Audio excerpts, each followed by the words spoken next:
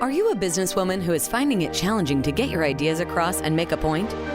Welcome to Speakers Who Get Results with Elizabeth Bachman, a podcast dedicated to helping women get the visibility they want, whether making a speech or talking in a meeting.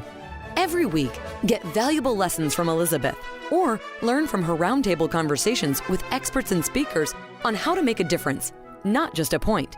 On to the show with your host, Elizabeth Bachman. Hello, and welcome to Speakers Who Get Results. I'm Elizabeth Bachman, your host, and this is the podcast where we interview experts from around the world on subjects such as leadership, presentation skills, diversity, career development, and many other aspects of communication. Before I go into the fascinating conversation with Kate Byrne today, I'd like to invite you to see how your presentation skills are doing by taking our free 4-minute assessment at speakforresultsquiz.com. That's www.speakforresultsquiz.com. And that's where you can see where your presentation skills are strong and that you are showing up as a leader, and where perhaps a little bit of support could get you the results you need and the recognition that you deserve. My guest today is my dear friend, Kate Byrne, whom I've known for several years. We've worked together on various projects, and I have finally tracked her down to ask her about intentional leadership, which is something that she's been demonstrating for many years, and the work she is doing getting funding to diverse founders and people with ideas. Kate's official bio is that Kate Byrne grows things, people, companies, and movements. Kate is the Chief Growth Officer of Goodlight Capital, creating the future of venture capital to be more equitable, scalable, and impactful by providing capital and more for underrepresented founders. As a senior advisor to Plus Media Solutions and Emerge, as well as the podcast host for womenadvancing.org, Rebels with a Purpose, and African Tech Conversations, Kate is a leader in digital media and social impact and intentional leadership. She has married her interest in media technology and its ability to advance social good, and has been recognized as one of the 40 most influential people in media. She's held executive positions at SoCap Global, Catapult X, Fast Company, Business Week, Inc., and many, many others. And her areas of expertise include trust, social impact, women and power, stakeholder capitalism, intentional leadership development. She currently sits on the boards of IX Park and the TomTom Foundation. She's the former president of the board for UN Women USA in the San Francisco chapter and former board member of Coro Northern California. She's a Coro Women's Leadership Cohort alum, as well as a member of the International Women's Forum and the former commissioner on the Marin Commission for Women and Girls.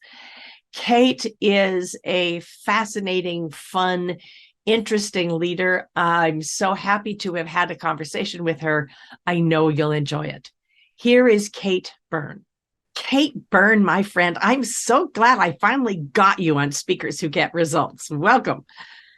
Thank you so much, Elizabeth. I too have been awaiting the call. Yes. Well, win-win. I had to wait for you to be in one place and unpacked so that I could get to you. People can know we've known each other for several years, and I'm a huge fan of yours. Before I get into the intentional leadership thing, which is something that you could talk about a lot, let me ask you, who would be your dream interview? If you were to interview someone who's no longer with us, who would it be? What would you ask them? And who should be listening? It's really interesting in this time of such diversity and diversion between so many different belief systems. I always come up with two. It's fine. Come up to mind are, female leaders who were standing beside their men, as it were, at the time, but who I believe were actually really driving their men. And that would be first Eleanor Roosevelt, for a lot of reasons. And then also, honestly, way back when, Abigail Adams. Cool. That would have been fun. I was thinking about Abigail Adams as you were talking about her, and the phrase from the musical Hamilton popped into my mind, which is, who lives, who dies, who tells your story? Exactly. So true. So Eleanor Roosevelt, a lot of people want to interview her. Why Abigail Adams? To me, Abigail Adams was the first of our kind really, in a lot of ways, on record, who John Adams, her husband, respected so much and kept sending so many notes as into, Abigail, help me make the decision. What do I do? Cut through the clutter, right? Help me see clearly, not from a place of intelligence rather than just ego, which I think could happen way back when. I also not that people don't have ego these days. Oh God, no kidding. But I will also say that I think that, to me, she really personifies that line in My Big Fat Greek Wedding, where the mother explains to the daughter, yes, the man may be the head, but the woman is the neck. And I believe that she really owned that role. And she was such a servant leader in that sense, because she didn't have to get credit. She didn't have to do it. She knew what she needed to get done. And she said, okay, this is how it's got to get done. So I'm going to make sure it does get done. Yeah. And I should say, for our international listeners, Abigail Adams was the wife of John Adams during the founding of the U.S. And if you've ever seen the musical 1776, she's a big character, and they're always singing back and forth to her, where he says, make me saltpeter for gunpowder. And she says, yes, if you send me pins. So I do remember that. Fun. That would be fun. I wanted to ask you about intentional leadership and owning the room, which were two phrases that you've mentioned. And I went, oh, good. Yes. Let's talk about that. What do you mean by intentional leadership? You've done so many things. So. Yes. And oddly, all those many things ended up being, they all were quite intentional, because what I realized, where I was going and what I wanted to do, didn't exist. I mean, what I've often said is I was a millennial before it was a thing. And what I did was I chose who I worked with, why and what I wanted to get out of it, and what I was willing to put into. And some of these decisions were great, and some of them were seemingly externally not great, but they gave me a lot of learning, and they frankly forced me to go inside, where I really started to work on what is intentionality in the first place, which is a rabbit hole we could go down, and I won't.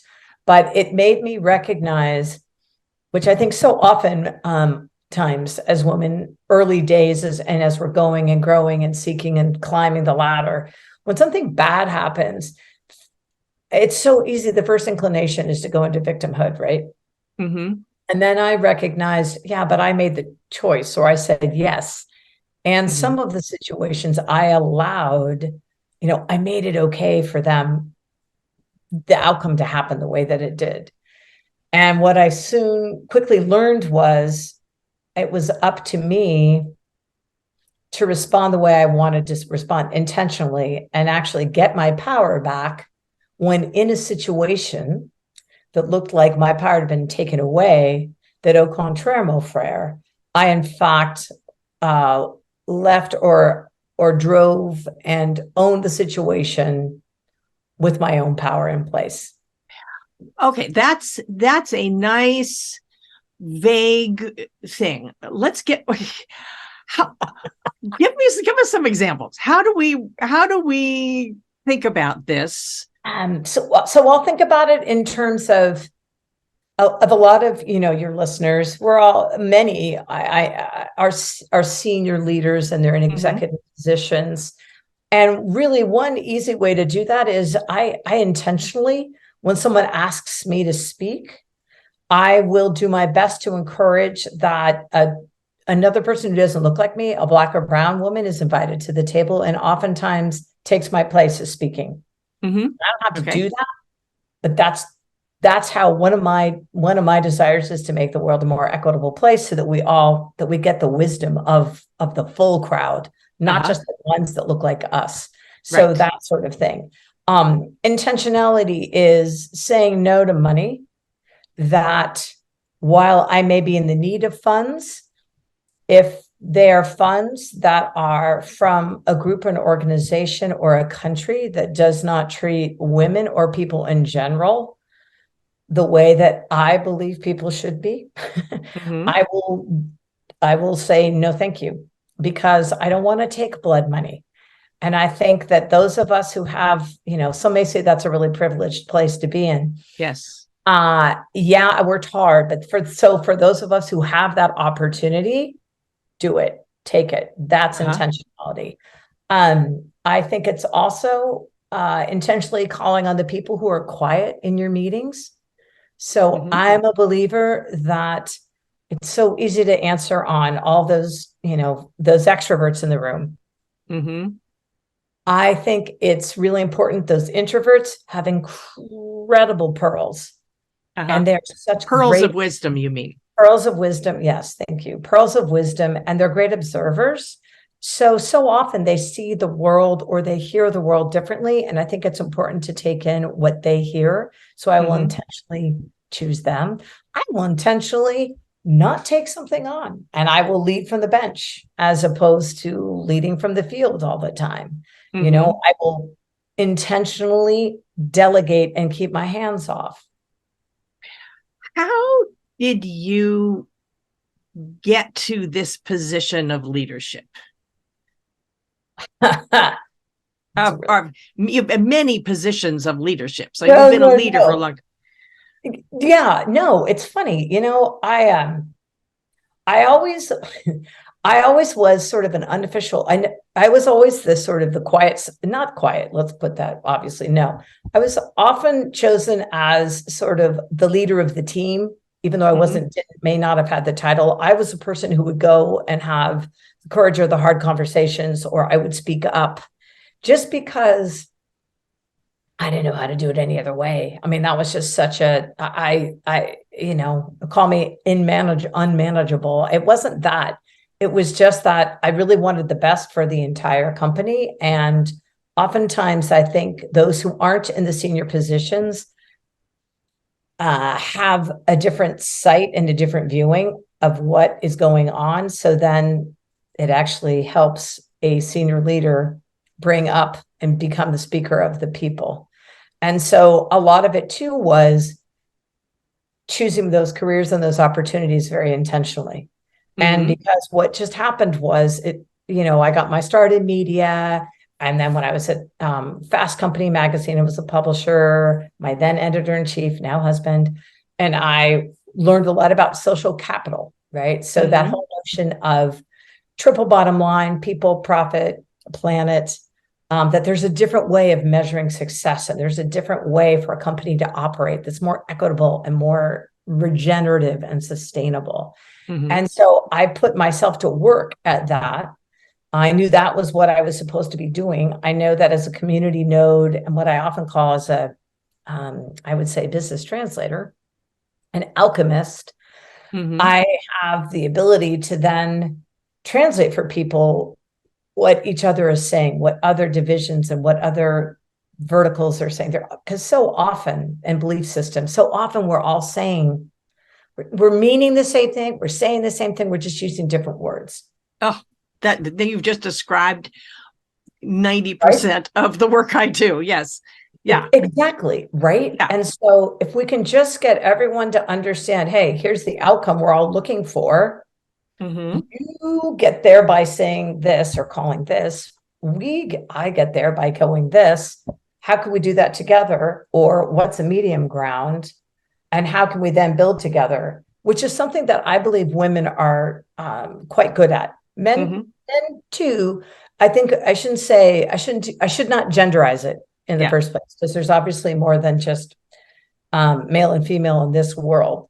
But I think it's just having the empathy and the intuition, dare I say, to understand that in the end, we all really do want one thing, and that's people can succeed and that we don't cause harm. Okay. Yeah. Talk a little bit more about what you were saying. What you wanted to do didn't exist, so you had to create it. Yeah, just because I was forever the round peg, and they were surrounded by many square little the boxes. Round peg in the square hole, which doesn't fit. Exactly. So yes, I'm always trying to translate English idioms for our international audience. Right. Yes. So for me, I also had big dreams, right? Mm-hmm. I was in business publishing, Business Week and Inc. magazine, and Fast Company and more. And there were very few women. There were some women, but certainly not at the top. And everyone seemed to always be headquartered in New York, where so much of the innovation and activity was going on in the West Coast, where I was living at the time in the San Francisco Bay Area, down in Silicon Valley. Okay. But also extraordinary shifts and changes taking place, being driven by Asia. Yes, right. Time. That's not to say Europe, you've been very busy too. And African continent, I'm a huge believer, because there's extraordinary, to me, in the end, the African continent is going to have the last word, because they're the true innovators. Yeah. Discuss that later. And so I really wanted to be the first female publisher of a business magazine that was, headquartered on the West Coast. And so then what ended up happening was I did get the spot for Fast Company. And so I just decided, as I was building out this gem of a job or career, what I wanted it to be, I just took a look at where are my gaps and what do I need to do and where do I need to go and where would be the best places for me to jump into. And then, and this is the key piece, which is where speakers who get results, I had to ask questions a lot and unapologetically. And literally be the first one to ask a question, be the one who would ask the question who others have been dying to ask. I mean, I can't tell you, and I'm sure we've all been there, where you've gone into a company, and you'll ask people, how does this get done? And they'll say, oh, I don't know. No one really knows. Yeah. Right. Yeah. Well, ask. Oh my gosh, no. People would think that, I don't know what I'm doing. Well, I think asking questions demonstrates extraordinary confidence. And also, I will say, generosity of spirit, because you're willing to put yourself out there on the line and make sure that everyone then understands what's going on. And so, everything was either a publisher or you had to, and there was a set vertical track that you had to take. And I'm just kind of more a zigzag gal. I always have been. And as a result, I have found myself, I've never actively had to seek a job. I've always been tapped. Recruited. And I believe that's part of that, because there was a willingness to take on a project or to take on a job, whether knowing it was going to succeed or not, that was okay. It was kind of, I was competitive with myself, wondering, right? Competitive with myself, I wonder if I could do this. And it was more that lightness. That's not to say I didn't have a fear of failing or anything, but I was willing to take things on that other people weren't. And then what I did is I shared all along the way, good news and bad news, or learnings, failures. I no longer use that word. I really do believe in business alchemy. Everything is a learning, and it helps you get closer to where you need to be, and helps the group overall, because then It saves someone from making the same mistake. I love that. So, Kate, of all the many things that you have done, you're now working with a company called Goodlight Capital. Talk to me about what you're doing with Goodlight Capital and why is it important? And this is another thing. If you had told me I was going to be doing this way back when, I would have said, what? So Goodlight Capital, I'm the proud member of it. Goodlight Capital is essentially diversifying the cap table. And what that means is widening the scope and diversifying and democratizing who is actually getting funded when you're starting a business and who is able to do the funding. Meaning that we really support those who historically have not received funding. And sadly, that usually has to do with Black and brown folks, LGBTQ folks, women, you name it. And it's so sad that geographically we're looking to expand those who are receiving funding as well, because right now, 97% of all venture capital goes pretty much to 3 states. It's California, it's New York, and it's Massachusetts. Now, I don't have to tell you, with all of the different issues that we're facing, there are so many brilliant folks in the center of the country who are doing amazing work with regenerative agriculture. There are so many different people down in the Southeast who are doing amazing work with education. There's just energy. There's so much. And so what Goodlight aims to do is to use, we believe in technology.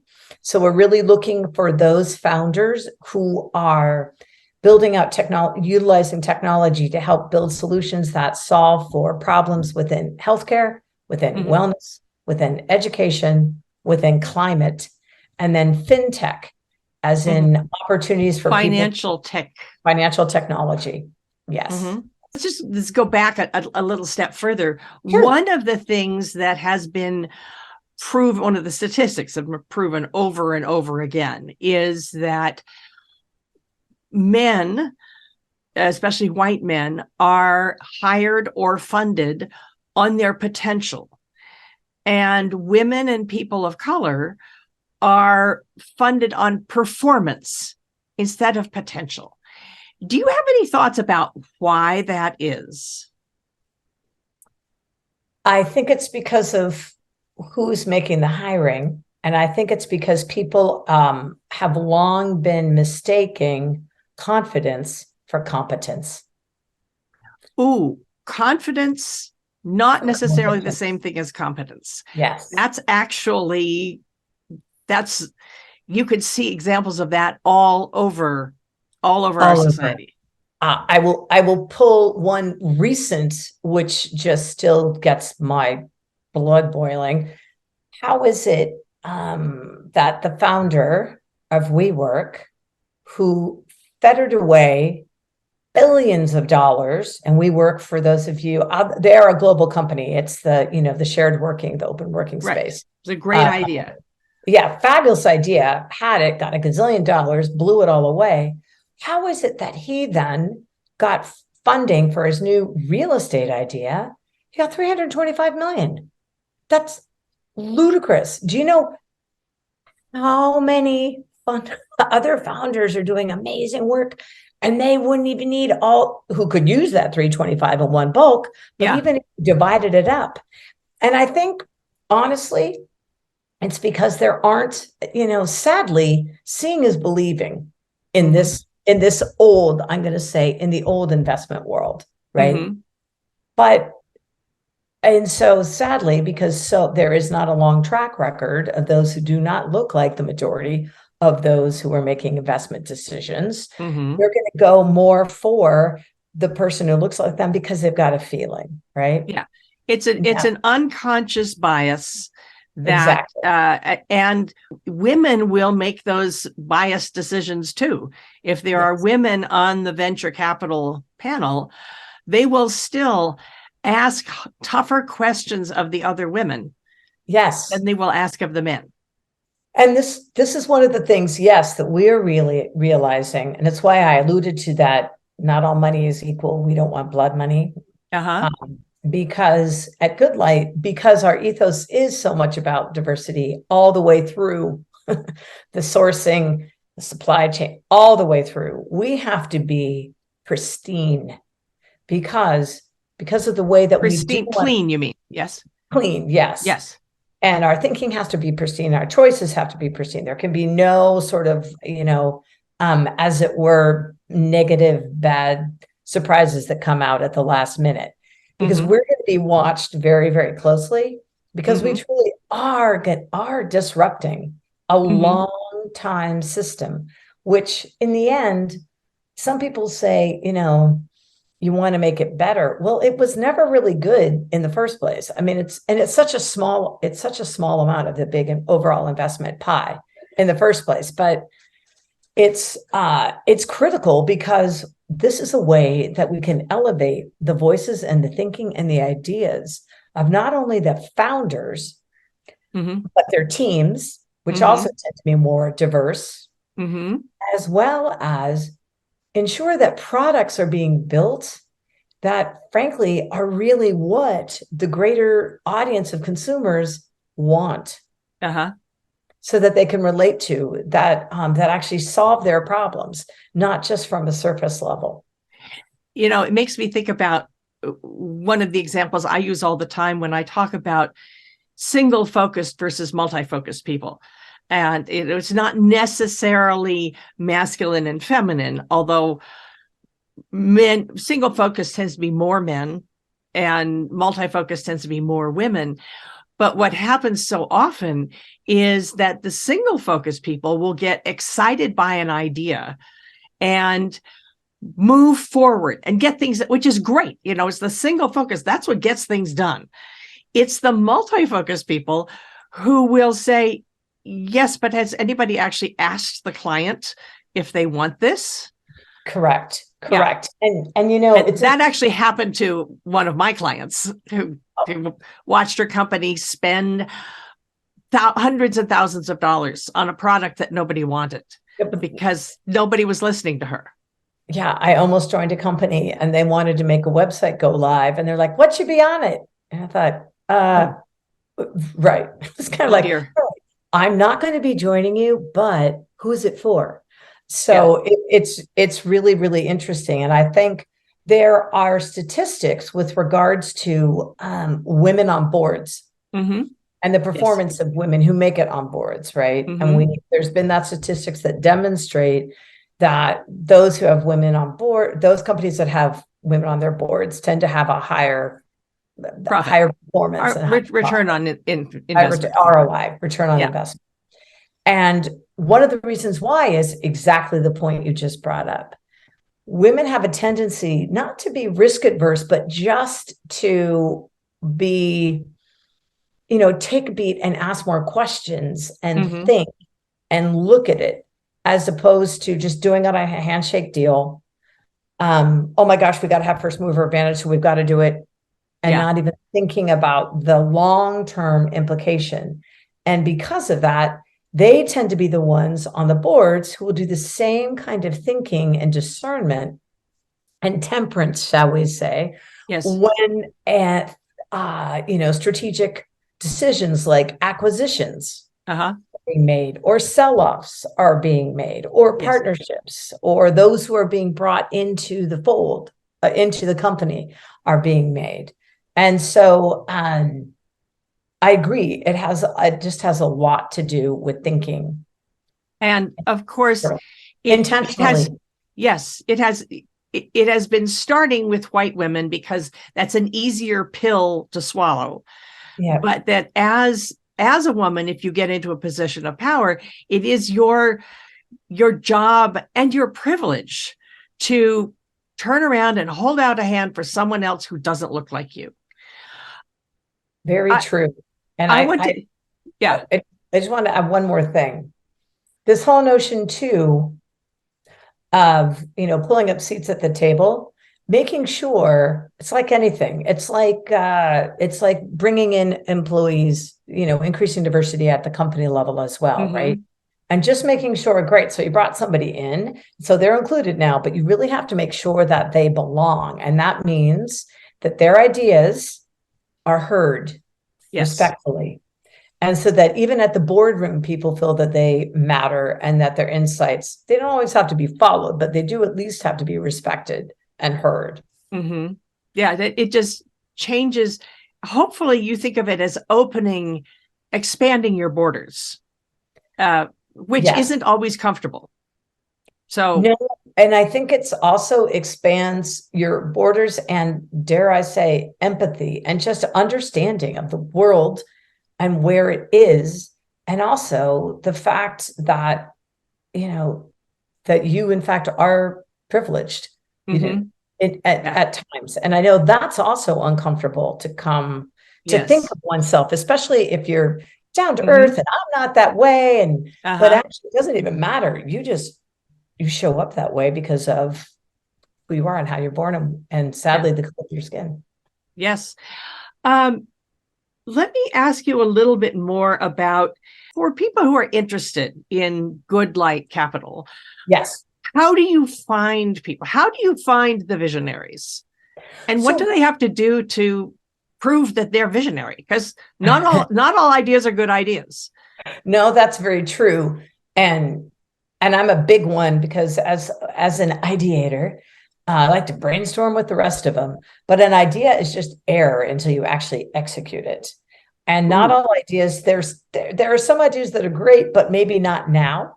And then there are other ideas that are just plain old not ever, at least at this given time, I think. And so what you would do is if you go on to goodlight.capital, no.com, no.com, and you go www.goodlight.capital, there's actually an area where it says for founders, and there's a submission process where you become a member of our community. There's no charge, and you can submit your idea. So if you're a founder and you have an idea, well, you go to goodlight.capital and you go on the homepage, and there'll be an area for founders. Click on that, and it'll describe what we're looking for. And then there's a submission area. I encourage you to become a member of the community. There's no charge for that. And what that does is it gives you access to, at this point, we're over 1,000 to 1,200 different members. And who's in that membership are founders and funders and thought leaders. There are other entrepreneurs who are successful. There are some corporations. And then what you can do is we have monthly calls. We have monthly community calls, and we'll get you on the monthly newsletter. In both, we often do a spotlight of a community member and or a founder. But if you're looking for funding, there's an area where you can submit and share your idea, why you think it's good. There's a number of different questions. You submit that. We receive it. We, in a portal, which is called our Bright portal, we then think, that's terrific. We would set up an initial conversation with some members of the team. We would run you through our first round of diligence, which is pretty basic, just kind of get to know your team. And then we crowdsource to people. What do people think? Should we give this a chance? Should we go to the next level? People say yes. So then we would then arrange a broader based conversation with more of the community. And then all things being equal, you'll get funding. Okay. What if it's not a good idea? If it's not a good idea, what we will do, if it's not ready. I was just going to say, the way we look at it is not ready for prime time, not ready yet.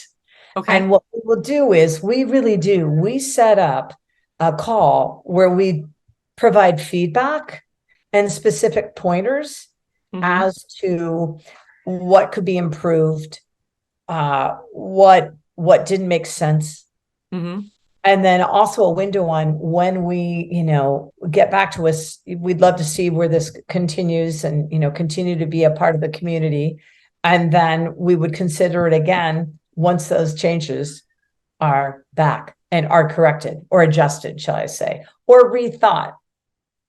The other piece is, we're bringing on, you asked what specifically I'm doing. I'm chief growth officer. So I'm helping it grow. So I'm growing the community. And then I am also building out partnerships. So I'm securing partnerships with folks like Accenture's Black Acceleration Program. Yes. Black Founders Acceleration Program. I'm working with Microsoft's nonprofit tech founders and development program. I'm working with Google and their VC and startup program. I'm working with Pharrell Williams in his Black Ambition Prize. We've got conversations with Angel Capital Association, and they're building out and helping us build out a whole library of best practice workshops and videos and such. We're talking to interesting group, CAA, one of the largest talent groups in the world, where we're actually going to be working with some, former sports stars and also current stars who are looking to create their own funds and support companies and founders and make investments that they really believe in. Yeah. So it's been a lot of fun. I mean, and then we're also working with the likes of Forbes, and we're talking to the World Economic Forum. So if there are agencies or organizations such as the Black U.S. Chamber of Commerce and others, please, I would love to hear, if there's a group that you think is really interesting and doing work that needs to be elevated and supported, I would love to learn more, because this is one of the ways that I personally learn more about all that is out there. Wow. That is intentional leadership if I've ever heard it. So Kate Byrne, it's been such a delight to have you on Speakers Who Get Results. And, as you know, I've been trying to track you down for a while. So I'm so glad we made this happen. And I will post links to all of this in the show notes. One question is, if someone is not necessarily a founder, but someone who wants to be more intentional about her or his leadership, what would be the first thing to do? I would say get really clear, and this is going to sound obvious, but it's not. I would have a values audit first and foremost, and figure out what intrinsic, like soft, things like freedom and integrity and that. So get really clear on that. And then I would look to how you see yourself best serving. And both of those change throughout your career.